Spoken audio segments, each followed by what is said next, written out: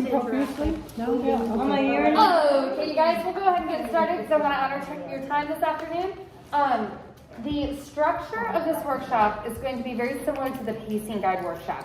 So I will go through some of the ideas and tips that I have for you, and then all the materials that you need are along the side here, and you can stay as long as you want. You can take it back to your classroom and work on it, whatever you would like to do. And these are just ideas, okay? So I heard you sharing some tips before we started. That's awesome. Some of the best ideas come from people who have implemented this. So just take it all with a grain of salt. So today we're going to be talking about small groups in the classroom, and we're going to primarily be focusing on reading, although you could apply this to the math workshop. Reading workshops seem to have a lot more resources and organizational materials available for them.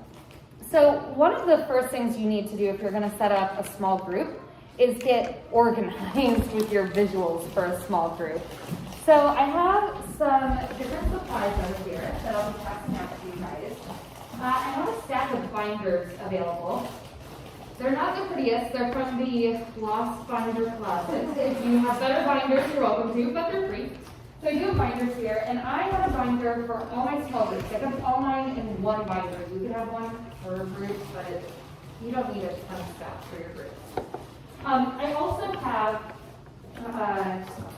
I copied them on cardstock. They're tabs here if you want to make your own tabs.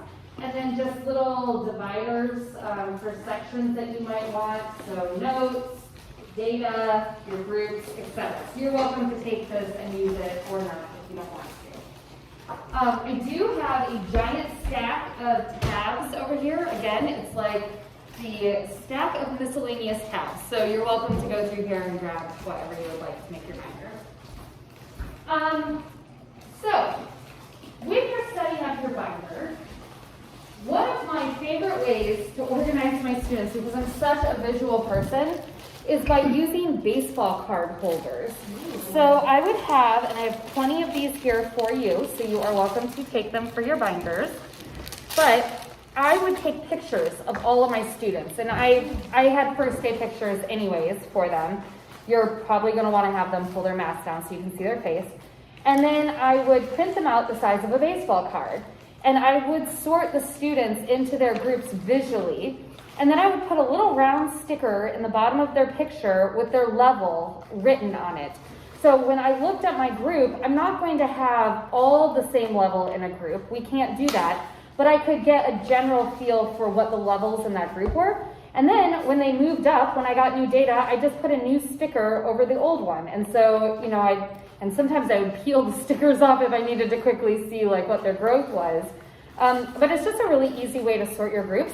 I also have index cards over there. So you could just write the name of your students and any notes or levels on there and then sort index cards in here. But I find physically sorting students into groups, and then when you're pulling your groups up, it's also a great way to take attendance, or if there's a sub there, they can quickly see who is supposed to be in that group.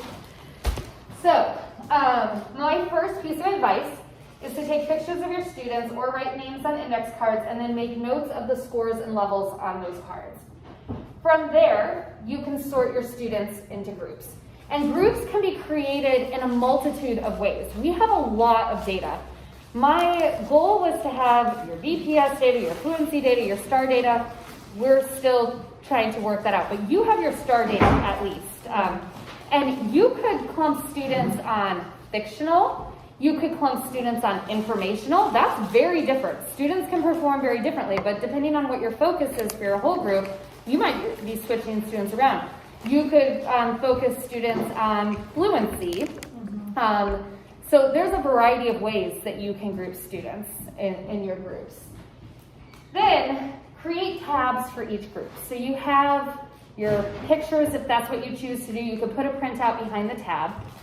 I recommend 5 to 6 students max in a small group. Any more than that, and you're going to have trouble like really getting to all the students during the group time.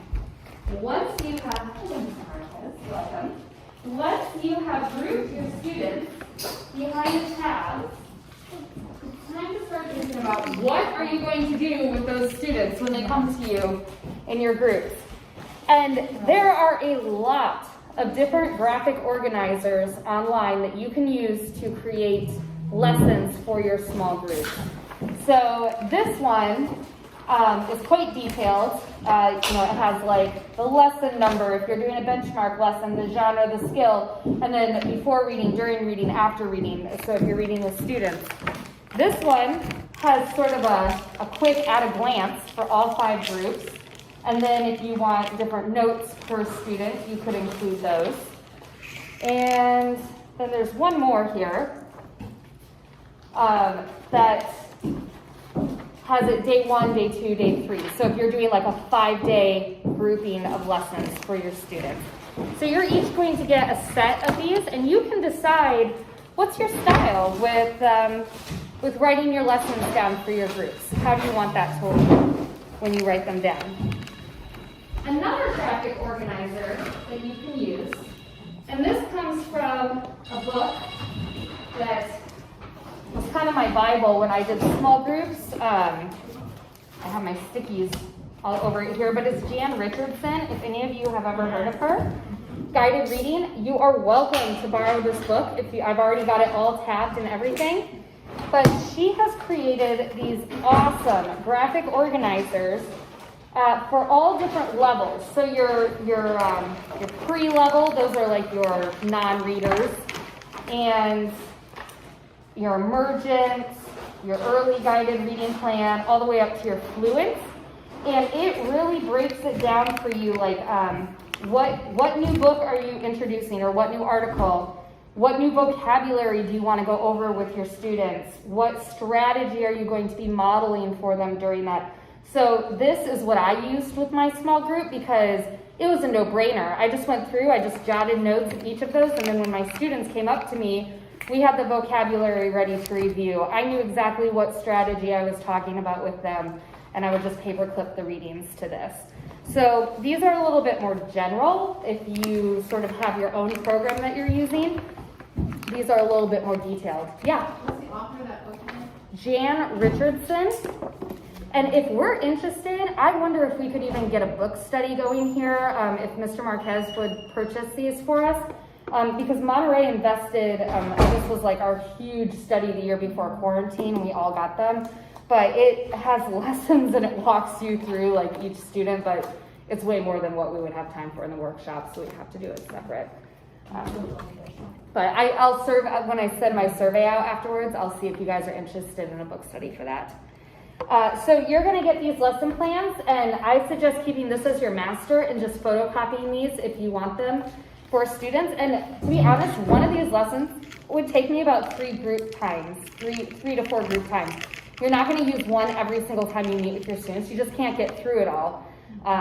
And so that's something we're going to talk about in a minute, is like, how long do your groups last? So I will pass out templates for you to kind of outline your group lessons. Another thing that I have from you that comes from that Janet Richardson book are little cards that you can cut out, and I have book rings if you want to put them on a book ring. I can also make more color copies for you. I used to have one set for each student so that they could have like the card in front of them, but you could just have one set for your guided reading group. And it has different strategies that you can use with reading. So you could simply pull a paragraph out of your benchmark book and say, we're going to use the 5-finger retell strategy today on this paragraph from benchmark. It doesn't even need to be complicated when you pull the students to you. But these are excellent if you are just getting your feet wet, you don't want to plan a whole lesson, but you just want to start pulling students to you to work on strategies. And there's quite a few that's a stapled packet, so you can cut them out. And then these are shared retelling cards. So if you want students to practice summarizing or retelling the story with your small group, you could just pass out the cards and then they can each use their cards. So just some resources to use in your small groups. So you've created your binder, you've created your groups, you've reflected on the data that you have, and you've thought, well, what do I want this small group to work on? You have, if you came to, did you all come to the vertical alignment standards? I know you didn't, Daniel, but we can get you that stuff. You have your vertical alignment of standards. So if you're looking at a group in your sheets, it's working at a 2nd grade level, you teach 4th grade, boom, look at your vertical alignment of standards, see what standards that 2nd grade group is working at, start pulling in resources for that standard, and then the next standard when they're ready for it until you can get them up to that 4th grade standard. That's another good way to do it. The groups are flexible. Students do not stay in the same group all year. I hope they don't, unless the entire group is moving up at the same time. That would be very exciting. But chances are, some of these students just need a little bit of confidence, a little bit of love, and that one-on-one time, even though it's a small group. You're gonna have kids that are ready to go up to that next group. Don't be afraid to move them. So when you make the groups, I always did it with the philosophy of, this is your family for now, this is a flexible group, and it's really great if you don't name them like high, medium, low names. You know, if you use animal names or things like that, then they don't know that they're moving to a higher group. You know, just create the culture of these groups are flexible. Check your data and your rubrics often, but you can also use anecdotal data. I mean, you are in charge here. So, some logistics.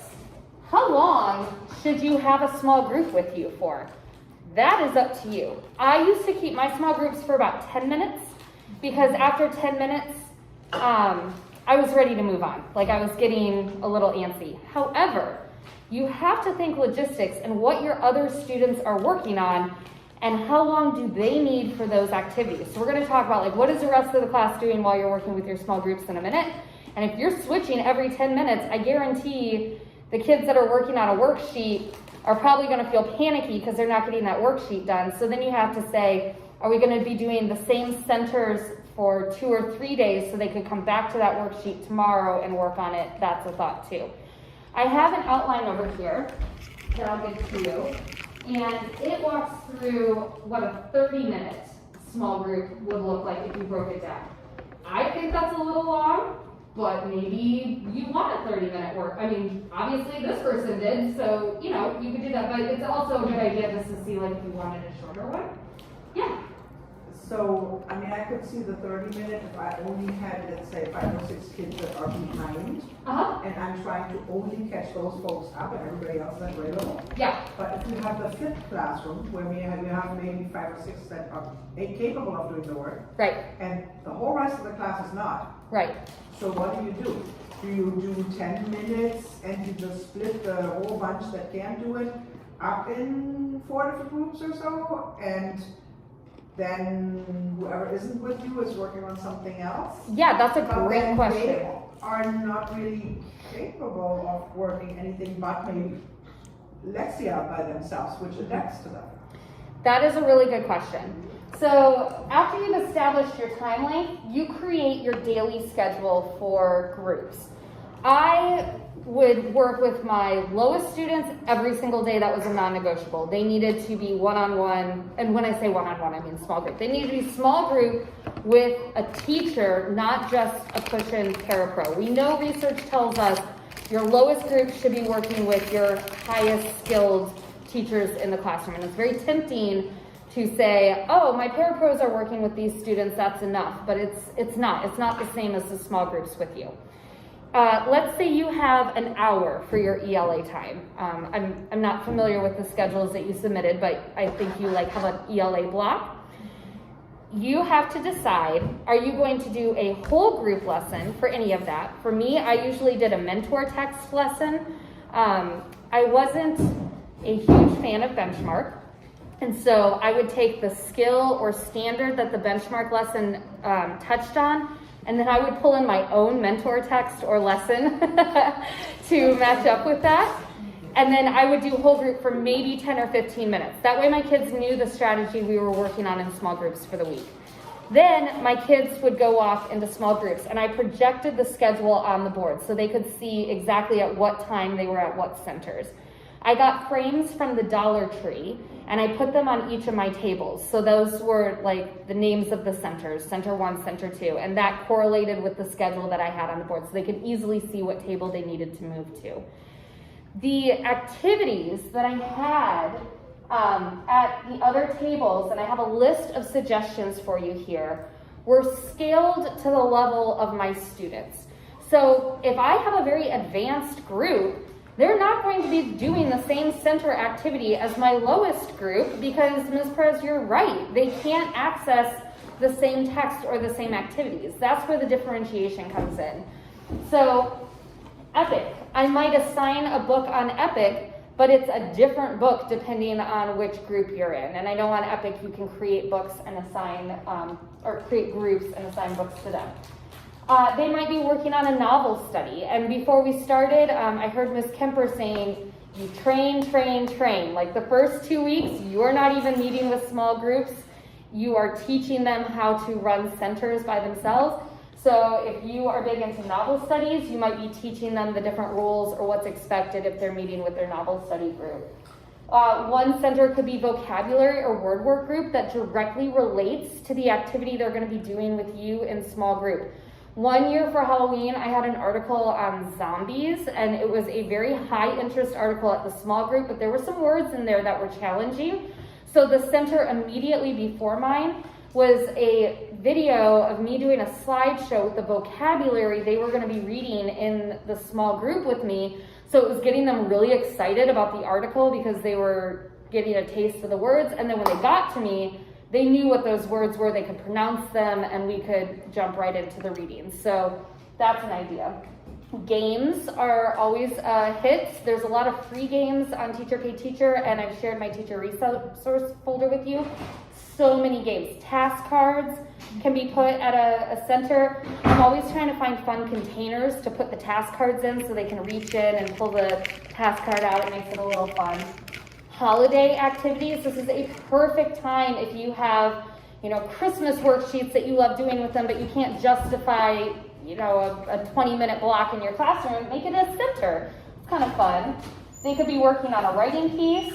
For speaking and listening, you can bring in your ELL strategies, but I used to record myself reading articles, and then I'd have a Google form that they had to answer questions, so they were listening to the audio and answering. That's LPAC right there.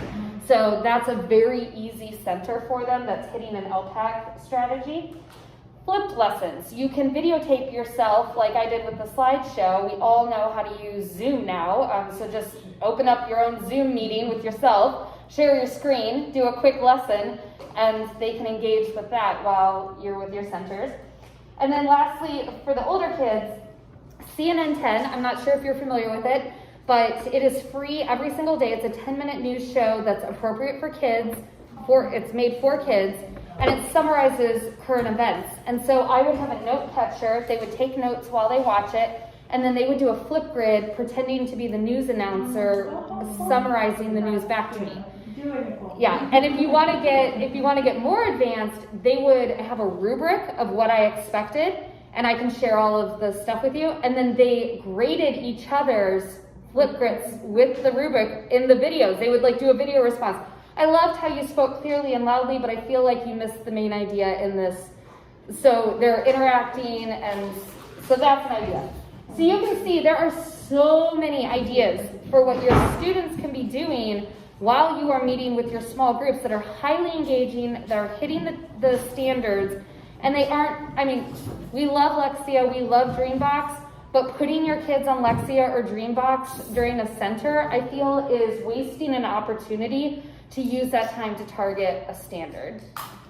So you could probably brainstorm even more ideas than this that are just super creative and standards-based. You could even do a craftivity during this time, or I want to do a workshop coming up on AVID strategies, and a one-pager is a really great strategy. I just feel like, Nicole, you and I are we probably went to all the same conferences. They read a piece, usually an article, and then they do an art piece on a sheet of paper with the notes about what they've read, and they incorporate art in it, and they're gorgeous. They're really nice. So that is what other students can do while you're meeting with centers. Does that kind of answer your question, Ms. Perez? We're here for you. We're going to keep brainstorming with you. So then what are you doing where are you getting the resources for your small group, right? Benchmark does not tell you this is what you should be doing with your small group this week. It's just a lesson. So there's a lot of different places you can get ideas for your small groups. I love News ELA. And then there's, what's the other one that has the articles? ReadWorks. Okay, yes. And News LA, you can get the same article leveled. So your kids don't know that they're not reading at the same level as the other students. So that's a really good one. And it comes with questions. So there's already built-in questions that you can ask them. Benchmark books. We have the leveled readers in our classroom, but if your students are not reading at your grade level, we have tons of... Blake, please report to the front office. You're going home. Blake Anderson, please report to the front office. We have tons of generous teachers that will most likely let you come in and, search through their benchmark books to grab a lower level. Eventually, I would like to have a leveled book room in the school where you can go get books at every level for benchmark, but for now we're just gonna have to borrow from each other. But if you can grab a set of books at the lower level, that could probably take you through 2 weeks of small groups, one of those. A lower grade lesson. So on benchmark, I believe do you have the ability to toggle? Mm-hmm. So you can go down a grade level and just see like what the standards are that grade level or what lesson would match your standards. Or a reinforcement activity. So again, there are so many creative ideas online. Just take a look at the standard. I just keep going back to the standards because that's the unifying conditioner through all of this. Find the standard and find a great activity and just engage those students. Have them talking, have them interacting with you, and listen to what they're saying so you can correct on the spot when they're getting it wrong. So a room that's like perfect with small groups could look a million different ways. There is no one way to walk into a room and say, this is the picture of what small groups could look like. It could be you working with a small group at your kidney table or whatever your table is, and numbered groups around the classroom. That is what my small groups look like. And then when we hit the timer, we switched and all the kids switched. Your small groups could look like, all the centers are working differently and you're rotating among the centers and checking in with the students, different ways, however you want to physically set it up. So that is pretty much the intro to small groups. You could do a year-long study on how to run small groups, but for now, we're just dipping our toes in. And maybe dipping your toes in is, just doing like pull out vocab with your kids or something like that. So whatever you would like. Are there any questions that you guys have? Okay, so we have all the resources over here that you could possibly need to set up your small group binders. We have your binders, we have tabs if you would like to set the groups up. And I will start passing these out. So this is a possible schedule. Again, 30 minutes seems a little long, but you can modify it. I'm always finding things that I think I could use this or that from it, but I'm not going to use everything here. There you go. And this, I thought could be helpful in the front of your binder.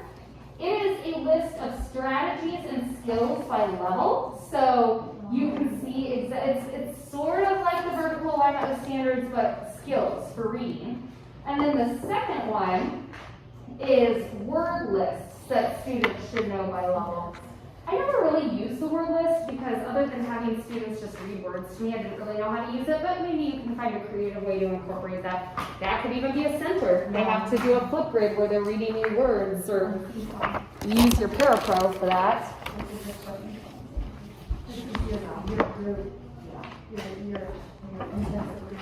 Okay, and then, let's see. We'll do the general templates next. So these are very basic, open-ended templates that I've got so many paper clips. I was in the kindergarten room and they spoke in Spanish, so I wasn't quite sure what they were saying, but I got the gist of why do you have so many paper clips? Okay, and then these are the more detailed lesson plans. I'm going to call them like lesson plans for dummies, because this is what I use where you can just jot your notes down.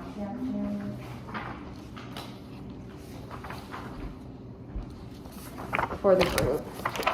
And if you want any of this stuff printed in color for you, like I just feel color makes everything happier, just shoot me an email or cut a post-it and stick it in my mailbox, and I'll have it to you by the end of the day, like with as many copies as you want. Because personally, if I'm looking at something every day, color makes me a little happier.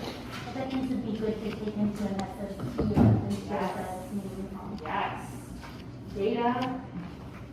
What do you do if you have a student that is a complete outlier? Yeah. I have one student that reads at a 1.2 level, and basically can only read certain sight words when I did the fluency. Eight words a minute, just sight words, basically, like the A. And then the rest are at a fluency of maybe 44 in the 40, 50s. Right. Plus better ones, of course. So that student doesn't fit in any group whatsoever.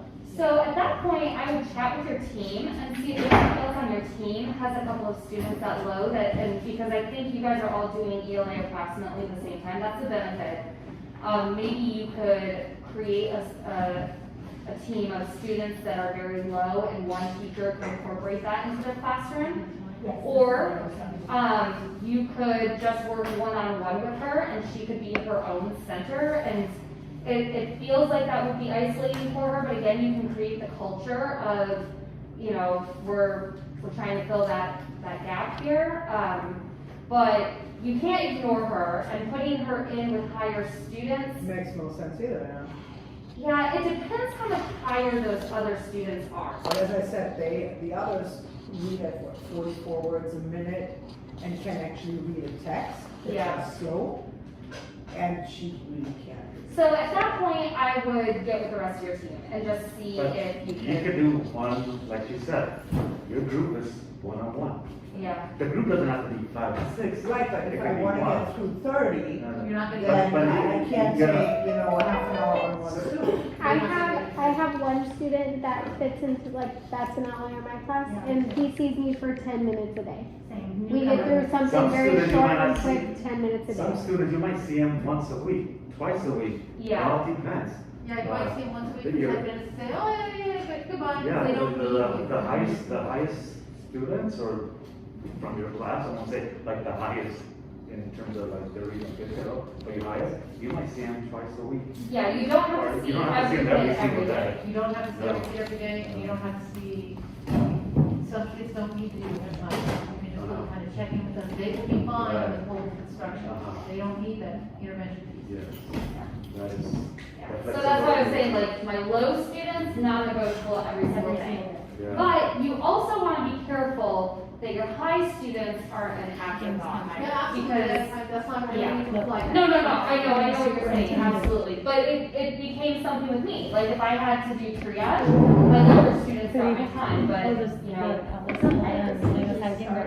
Because the cow workers are Because they can figure out like, how does my lesson, you know what I mean, it's a good temperature gauge for me. Wait, it's just And then, I saw that we focus on my. Yeah, that's true. Also, your hubby's okay? Yeah. Exactly. And I didn't even tell him anything from yesterday. So I just passed out, this is also very interesting. It's a rubric of where your students are going in each of these groups. So I was thinking, if you wanted to print out one for each student and check off the skills on here, and then like if they've mastered all the skills, they're kind of ready to move on to the next group. There's a lot of ways you could use it, but it caught my eye. I've actually never used this before, but it was in the folder, and I thought, oh, I'm gonna print it out. That's kind of cool. Okay, so now I'm gonna give you these retelling cards. And again, if you want more sets, just let me know. I have book rings over here. But I also know that you are all very busy, so if you want them cut out and assembled on book rings, I can do that and put them in your mailbox, okay? Just tell me how many sets you would like, because it took me like 2 months when I got that book to get these copied and cut out and put on book rings, because we're busy. That's not, so I always thought it'd be nice if somebody just did that for us, but I would need to know how many sets you would want, so. Are these available like electronically in a Yeah. PDF or something? I mean, Absolutely. I will email you my folder. Sorry. Oh, okay, Marie. that's what it is. I have all of this stuff digital, so I'll email you the folder that it's in. Oops. Okay, I think that's all the sheets that I have to pass out to you.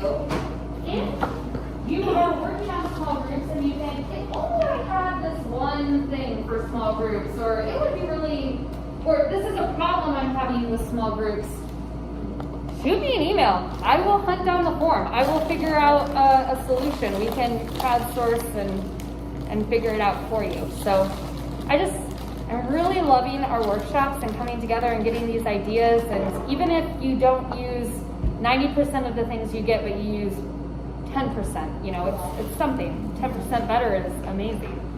So, any questions? Any comments? Anything? Okay. I'd like to comment. Yeah. I think that it doesn't have to be perfect in the beginning. Yes. I think that you can start small. Yes. So if you just start with easy things that you, even if you just start with the issue of simple color sheets, like full groups, make it easy. So, and then you can ramp up the academic Yes. centers. You can give yourself some grace. It's okay to be a beginner. It's okay to all be a beginner, and it doesn't have to be this super elaborate thing to begin with. Yes. You're training the kids in yourself, and so you can kind of layer stuff on. You don't have to like take it all on, make it so complicated all at once. Amazing. Yes, absolutely. Yeah, I used to put so much pressure on myself that my centers needed to be these great, exciting centers, laminated in color, and my center groups needed to be whole, complete lessons. And eventually you would like your centers to be engaging and your lessons to be complete, but exactly as Ms. Kemper said, starting is better than nothing, so start small. I also remembered one other organizer, I guess I didn't copy.